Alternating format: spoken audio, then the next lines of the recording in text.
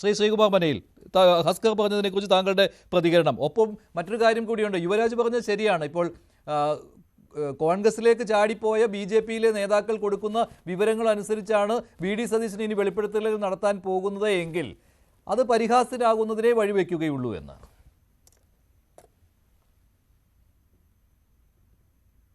മഞ്ജുഷ, ഞാൻ നേരത്തെ പറഞ്ഞില്ലേ, നമ്മൾ ഒരു കാര്യം മനസ്സിലാക്കേണ്ടത് CPM പോലുള്ളൊരു പാർട്ടിയല്ല കോൺഗ്രസ്. CPM അവരുടെ നേതാക്കളെയും അണികളെയും പ്രതിരോധിക്കാൻ ഉയർത്തുന്ന സന്നാഹങ്ങൾ അല്ല കോൺഗ്രസിനുള്ളത്. അത് കുറേ കൂടെ ജനാധിപത്യപരവും വാതിലുകൾ ആയിരുന്നുകൊണ്ട് അവിടെ നടക്കുന്ന ഏത് കാര്യവും ആ നിമിഷം പുറത്തറിയും.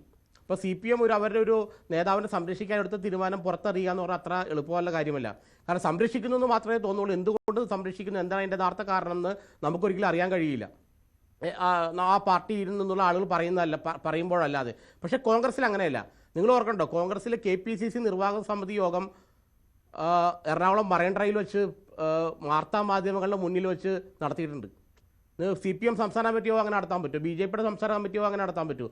ഇവിടെ സോണിയാഗാന്ധി പങ്കെടുത്ത KPCC എക്സിക്യൂട്ടീവ് യോഗം എറണാകുളം മറൈൻ ഡ്രൈവിൽ നടത്തിയിട്ടുണ്ട്. ആൾക്കാർ ബസ്സിൽ പോകുമ്പോൾ എല്ലാം കേട്ടുകൊണ്ടിരിക്കുക സംസാരിക്കുന്ന കാര്യങ്ങൾ. അങ്ങനത്തെ ഒരു പാർട്ടിയാണ് ഈ കോൺഗ്രസ് എന്ന് പറയുന്നത്. അപ്പോൾ അതുകൊണ്ട് ഈ BJPയെയും അല്ലെങ്കിൽ CPMനെയും അളക്കുന്ന ആ യാഡ് സ്റ്റിക്ക് കൊണ്ട് ഒരിക്കലും കോൺഗ്രസിനെ അളക്കരുത്. അതിൻ്റെ നേതാക്കൾ തന്നെ അതിനെ അങ്ങനെ അളക്കുമ്പോഴാണ് ഈ പ്രശ്നം വരുന്നത്. പിന്നെ ഈ പറഞ്ഞ പോലെ രാഹുൽ മാങ്കൂട്ടത്തിനെതിരെ ഉയർന്ന ആരോപണത്തിൻ്റെ ആഘാതം കോൺഗ്രസ് കുറയ്ക്കാൻ ശ്രമിക്കേണ്ടത് BJPയുടെ നേരെ തിരിഞ്ഞിട്ടോ CPMൻ്റെ നേരെ തിരിഞ്ഞിട്ടോ അല്ല. അത് ഇറ്റ്സെൽഫ് ആ പാർട്ടിയുടെ ഉള്ളിൽ ഈ രാഹുൽ മാങ്കൂട്ടവും അദ്ദേഹത്തെ പിന്തുണയ്ക്കുന്ന ആളുകളും ഇവോൾവ് ചെയ്തു വന്ന ഒരു രാഷ്ട്രീയ സംസ്കാരമുണ്ട്. ആ രാഷ്ട്രീയ സംസ്കാരം കോൺഗ്രസിന് അപകടം ചെയ്യുമെന്ന് ഇവരാരും മനസ്സിലാക്കിയില്ല. 2021 രണ്ടാമത്തെ തെരഞ്ഞെടുപ്പ് പരാജയത്തിന് ശേഷമാണ് ഈ സംസ്കാരം ഈ പാർട്ടിയിൽ ഇവോൾവ് ചെയ്തു വരുന്നത്. ഞാൻ ഈ പാർട്ടിയായിട്ട് അടുത്ത് ബന്ധപ്പെട്ട് നിൽക്കുന്ന ആളായതുകൊണ്ട് എനിക്ക് നന്നായിട്ട് അറിയാം. 2021 ആ നേതൃമാറ്റമാണ് യഥാർത്ഥത്തിൽ കോൺഗ്രസിലെ ഇന്നീ പ്രശ്നങ്ങൾക്കെല്ലാം കാരണമായി ഭവിച്ചതെന്ന് നമുക്കത് അനലൈസ് ചെയ്താൽ മനസ്സിലാവും. അന്ന് ഉരുണ്ടുകൂടിയ സംസ്കാരമുണ്ട്. കാരണം കുറേ യുവ നേതാക്കളെ വെച്ച് പാർട്ടി പിടിക്കുക, സീനിയർ നേതാക്കളെ മുഴുവൻ സൈഡ് ലൈൻ ചെയ്യുക, മുതിർന്ന നേതാക്കളെ വിളിച്ചാൽ ഫോൺ പോലും എടുക്കാതിരിക്കുക, എല്ലാം തീരുമാനിക്കുന്നത് കുറച്ച് യൂത്ത് കോൺഗ്രസ്സുകാരെന്ന് പറയുന്ന നേതാക്കളും അവർ പറയുന്നിടത്ത് കാര്യങ്ങൾ നിൽക്കുന്ന ഒരു അവസ്ഥ ഈ പാർട്ടിയിൽ വന്നു. പക്ഷേ അവധാനതയില്ലായ്മ, പരിചയസമ്പന്നതയില്ലായ്മ, ഇതെല്ലാം രാഷ്ട്രീയത്തിൽ വിഷത്തേക്കാൾ അപകടമാണെന്ന് ഇവർക്ക് മനസ്സിലാക്കാൻ കഴിഞ്ഞില്ല. യഥാർത്ഥത്തിൽ സംഭവിച്ചത് അതാണ്. ഈ രാഹുൽ മാങ്കൂട്ടത്തിനെതിരെയുള്ള ആരോപണം 2002 കാലഘട്ടം മുതൽ തന്നെ എനിക്ക് യൂത്ത് കോൺഗ്രസ് സെലക്ഷൻ നടക്കുമ്പോഴാണ് ഞാൻ അറിഞ്ഞത് ഇങ്ങനെ ആരോപണം ഉണ്ടെന്നുള്ളത്.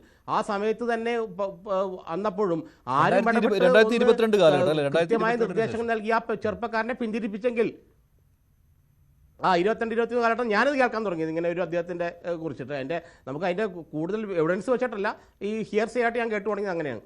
പക്ഷേ ആ സമയത്ത് ഒരു കർശനമായ നിലപാട് ഈ നേതാക്കൾ എടുത്തിരുന്നെങ്കിൽ ഈ ചെറുപ്പക്കാരനെ ഈ ആപത്തിന് രക്ഷിക്കായിരുന്നു. കാരണം നല്ലൊരു കേരളത്തിൽ തന്നെ ഏറ്റവും മികച്ച യുവ നേതാവാണ് രാഹുൽ, സംശയമില്ല കാര്യത്തിൽ.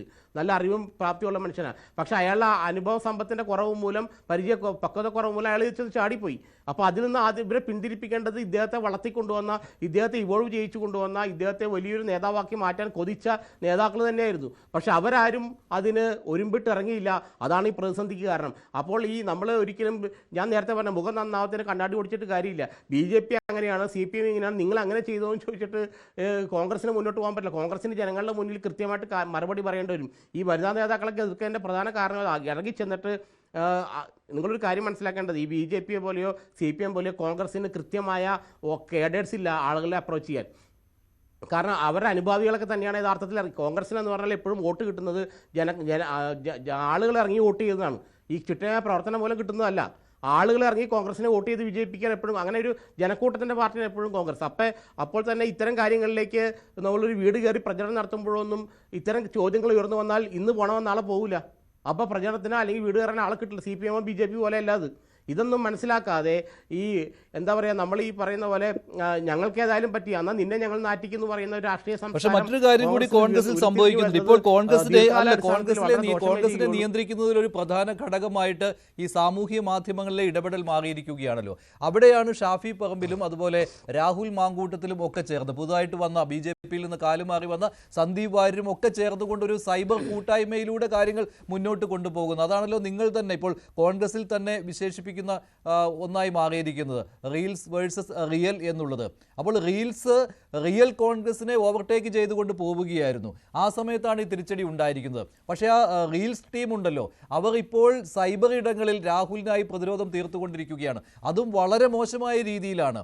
ഈ പറയുന്ന കോൺഗ്രസിൻ്റെ വനിതാ നേതാക്കളെ പോലും അപഹസിച്ചുകൊണ്ടാണ് അവർ സാമൂഹ്യ മാധ്യമങ്ങളിൽ ഇടപെടൽ നടത്തുന്നത്. അതോടൊപ്പം തന്നെ രാഹുൽ മാങ്കൂട്ടത്തിലിനെ നടപടിയെടുത്തതിനെതിരായിട്ട് കോൺഗ്രസ് നേതാക്കൾക്കെതിരെയുള്ള വിമർശനങ്ങൾ ചൊരിയുകയാണ്.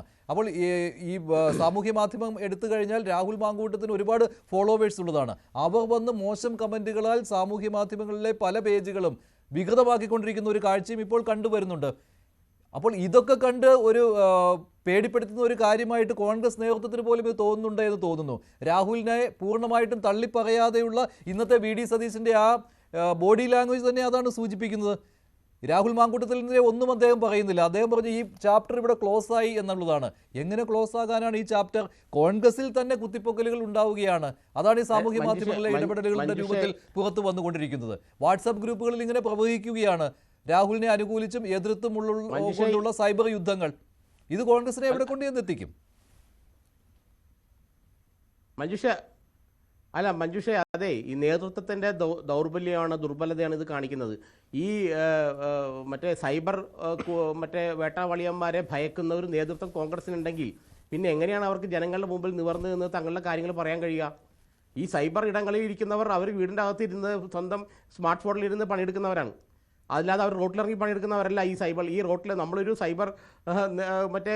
സൈബർ കടന്നലിനെ അവൻ ജീവിച്ചിരുന്ന പ്രദേശത്ത് പോലെ അയാളെ അറിയില്ല. ചിലപ്പോൾ അത്തരം ആളുകളെ കൊണ്ട് ഒരിക്കലും നിങ്ങൾക്ക് തെരഞ്ഞെടുപ്പ് 2026 തെരഞ്ഞെടുപ്പ് വരുവാണ്. ആ തെരഞ്ഞെടുപ്പ് ജയിക്കണ്ടേ? ജയിച്ചാലാണല്ലോ ഇനി പാർട്ടിയും UDF ഒക്കെ ഉണ്ടാവുകയുള്ളൂ. അത് ജയിക്കാൻ ഈ കടന്നൽ കൂട്ടങ്ങളെ കൊണ്ടൊന്നും പറ്റില്ലല്ലോ. അതിനിറങ്ങണമെങ്കിൽ റോട്ടിലിറങ്ങി പണിയെടുക്കുന്ന നേതാക്കൾ വേണം, അണികൾ വേണം. ദൃശ്യങ്ങളിൽ കാണുന്നത് CPM-നെതിരെയുള്ള കോൺഗ്രസിന്റെ പ്രചാരണമാണ്. ക്ലിഫ് ഹൗസിലേക്ക് നടത്തിയ പ്രകടനമാണിത്. അവിടെയാണ് ഇങ്ങനെ